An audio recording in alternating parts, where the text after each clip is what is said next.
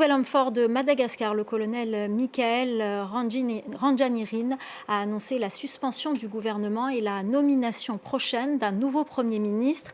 La présidence n'a fourni aucune explication. Les réactions avec notre correspondante à Tananarive, Aurélie Couman. J'accepte sereinement la décision de mettre fin à mes fonctions. Erinsala Razaonarivel a donc acté son départ ce mardi. Si aucune raison officielle n'a été communiquée, ce limogeage pourrait sanctionner l'échec de contrat de performance, car effectivement, en octobre dernier, le colonel Michael Randjanirin avait imposé à ses ministres des résultats sous 60 jours, un délai désormais dépassé et qui n'a pas eu d'avancée suffisamment notable selon plusieurs observateurs. Mais au-delà du bilan technique, cette dissolution apparaît dans un contexte assez délicat. Le 28 février dernier, le colonel Randjanirin s'est engagé auprès de la SADC à organiser des élections d'ici 24 mois.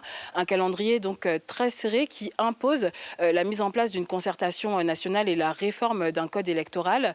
Pour les organisations de la société civile, la refondation ne peut plus se permettre de mauvais casting ni d'avancer sans dialogue structuré avec les forces vives. Ça confirme ce que nous avions dit, il faut cette concertation pour qu'on puisse avancer dans un climat suffisamment apaisé pour ne pas avoir d'incertitude, pour ne pas se heurter à de ce genre d'incidents finalement, parce que destituer un gouvernement, c'est quand même un échec quelque part.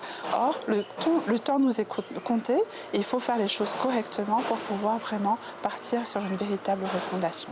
L'objectif reste un retour aux urnes d'ici 2027. En attendant la nomination d'une nouvelle équipe, ce sont les secrétaires généraux des ministères qui assurent l'intérim pour garantir la continuité de l'État.